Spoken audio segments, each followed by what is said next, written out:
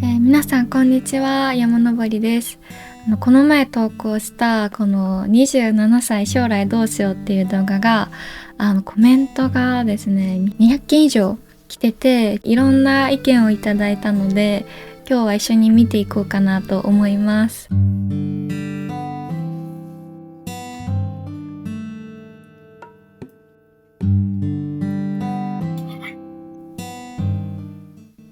比べたら終わり、周りを見て羨ましむよりも自分の人生を頑張って生きてください。そしてそれに対する返信で、それは分かりましたがむずくないですか？むずいよね、ほんとそうなんだよ。比べたらいけないって分かってるよ、みんなね。同じ年です。この状況にはクォーターライフクライシスみたいな名前がついてることを知った時、私以外も同じ焦りや悩みを持つんだと少し軽くなりました。クォーターライフクライシスだねってすごいコメント来てたんですけど、これが何かっていうと、20代後半から30代前半の約7割が経験する人生や将来への漠然とした不安や焦燥感です。人生の低迷期。仕事・結婚の理想と現実のギャップ、 SNS の他者比較が主な原因であり、自分は何者かと迷う時期ですが、新しい選択の準備期間として捉え直すことで乗り越えられます。人生の低迷期って言われちゃってんだけど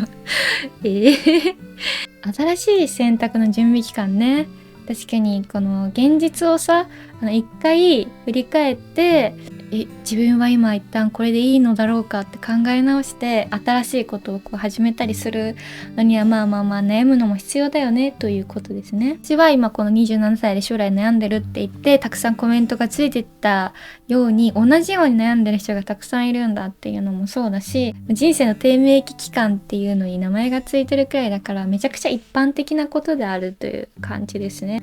大丈夫、32歳独身通ります。友達の幸せを全力で祝おう結婚した人を祝った数が自分の得になります。素晴らしいですね。友達の幸せを全力で祝おう。去年27の代の時に5回結婚式あって、友達のもっと多分多い人もいっぱいいるんですけど、いや私もそこそこ徳を積んできているということなのかな。今年27歳、役者少し、アルバイト、貯金なし、なんだか怖い。役者をやられてるんですね。リプライで、私も同い年で同じ状況です。演技を続けてきたがゆえに、きっぱりやめて就職できる自信も、本当に売れた時の不安もたくさんあってしんどいですよね。で、なんか交流されてますね。よかった、なんか、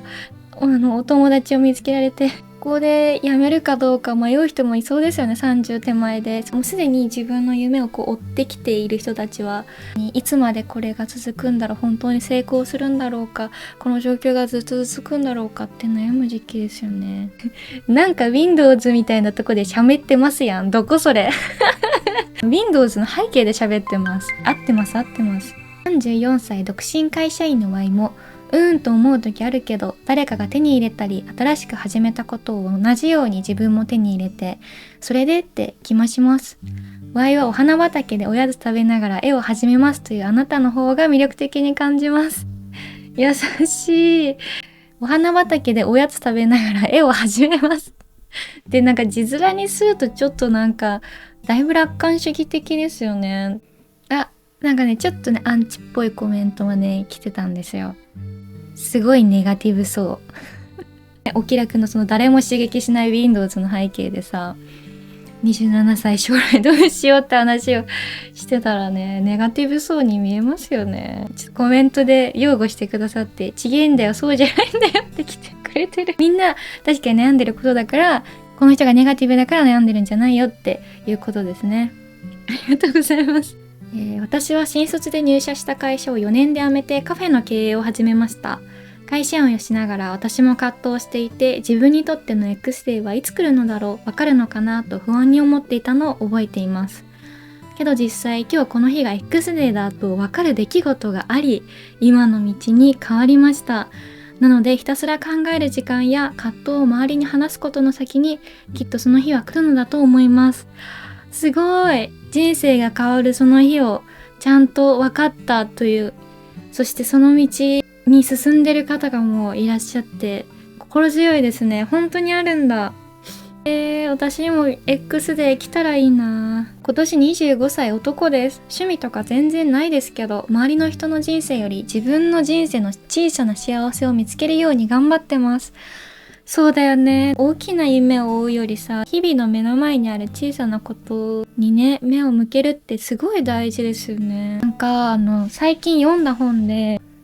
センスオブワンダーっていう本があって、もうこれとかは本当にまさにそう。子供の頃にワクワクしたことを大人になっても忘れないでいたいなーってすごい思いました。この前、草むらに行ってね、ちょっと雑草を取る機会があって、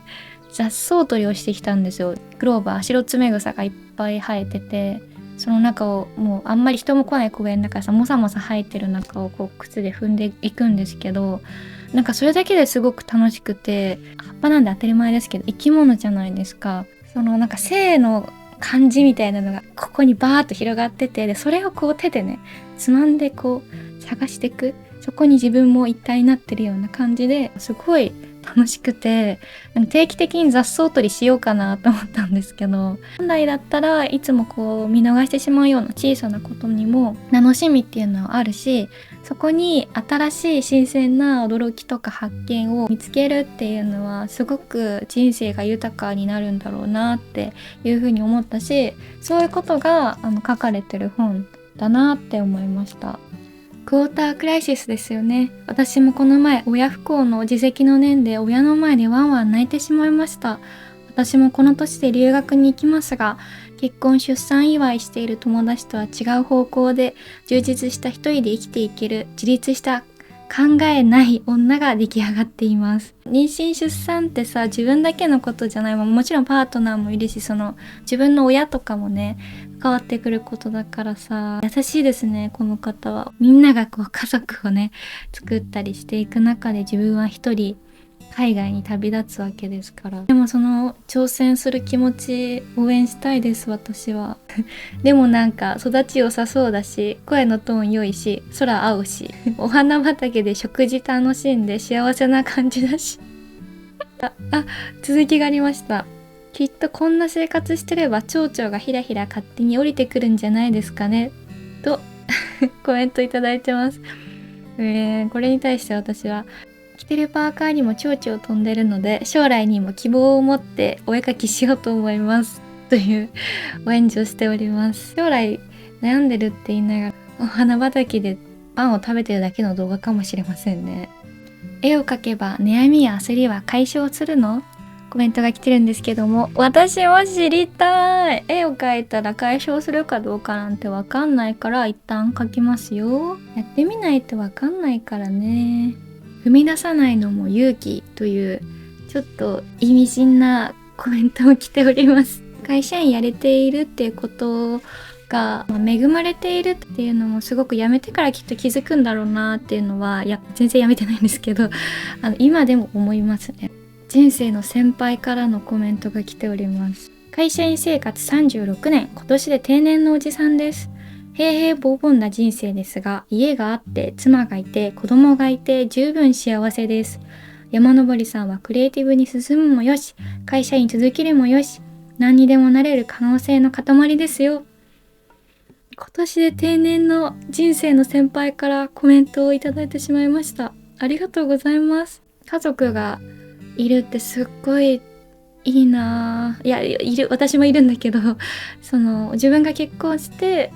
できた家族っていう意味ですね。十分幸せですって言い切れるのめちゃくちゃかっこいいな。本当会社員勤めできたらその方がいいよ。フリーランスって聞こえはいいけどうまくいくからギャンブル性高いから。これがあれですね、私の周りの友達たちができることなら会社員やってたって言ってたやつはこれですね、きっと。会社員って別に自分がどんなに営業頑張っても自分がどんなにミスをしても同じお金が基本的に入ってくるんですけど、フリーランスってそうもいかないからね。現在29歳ですが、私もちょうど27の時、友達は将来独立するために勉強とか自分磨きとか頑張ってるのに、私は夢も目標もなく、なんとなくここまで来てしまったんだなぁと絶望してました。とりあえずもがいて、今は自分なりに目指す仕事をおぼろげながら思い浮かべることができていますが、これでいいんだよなと常々思っています。もし自分のやりたいこととかがこう決まったとしても、それが本当にそうなのかって信じきれるかどうかもすごい難しそう、大事そう。でも、